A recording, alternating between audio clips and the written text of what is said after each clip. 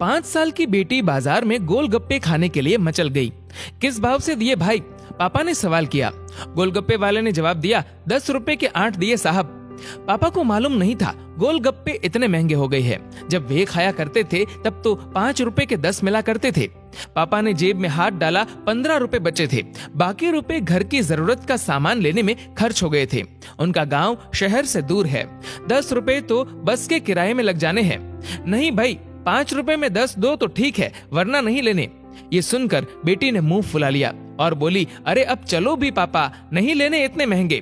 पापा के माथे पर चिंता की लकीरें उभर आई। अरे खा लेने दो ना साहब, अभी आपके घर में है तो आपसे लड़कर भी खा सकती है। कल को पराए घर चली गई तो पता नहीं ऐसे मचल पाएगी या नहीं, तब आप भी तरसोगे बिटिया की फरमाइश पूरी करने को।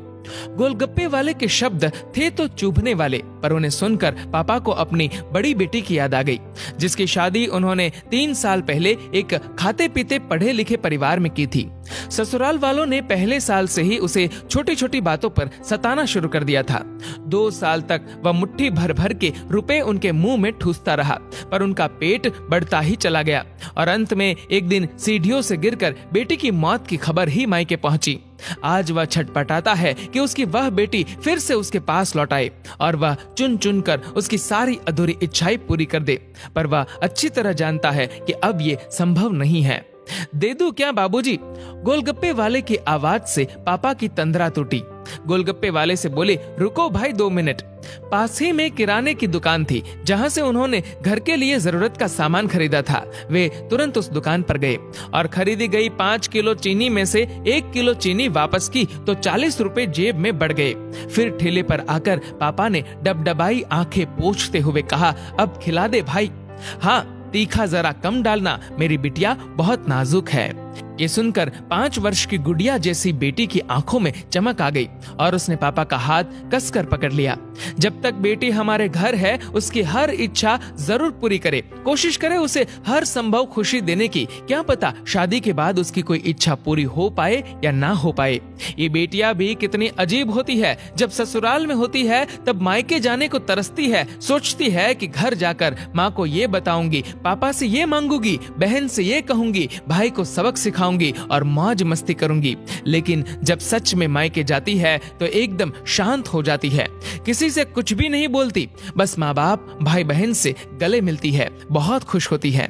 भूल जाती है कुछ पल के लिए पति और ससुराल, क्योंकि एक अनोखा प्यार होता है मायके में, एक अजीब कशिश होती है मायके में। ससुराल में कितना भी प्यार मिले, माँ बाप की एक मुस्कान को तरसती है ये बेटियां। ससुराल में कितना भी रोए पर मायके में एक भी आंसू नहीं बहाती ये बेटियां, क्योंकि बेटियों का एक भी आंसू माँ बाप भाई बहन को हिला देता है, रुला देता है। कितनी अजीब है ये बेटियां, कितनी नटखट है ये बेटियां। भगवान की अनमोल देन है ये बेटियां। हो सके तो बेटियों को बहुत प्यार दे, उन्हें कभी भी न रुलाए, क्योंकि ये अनमोल बेटी 2 परिवार जोड़ती है, 2 रिश्तों को साथ लाती है अपने प्यार और मुस्कान से। ईश्वर से प्रार्थना यही है कि सभी बेटियां खुश रहे हमेशा, भले ही वो मायके में हो या ससुराल में। खुशकिस्मत है वो लोग जो बेटी के बाप है, उन्हें भरपूर प्यार दे, दुलार करे, और यही व्यवहार अपनी पत्नी के साथ भी करे, क्योंकि वो भी किसी की बेटी है जो अपने माँ बाप का घर छोड़कर आपके साथ पूरी जिंदगी बिताने आई है। उसके पिता की सारी उम्मीदें सिर्फ और सिर्फ आपसे है।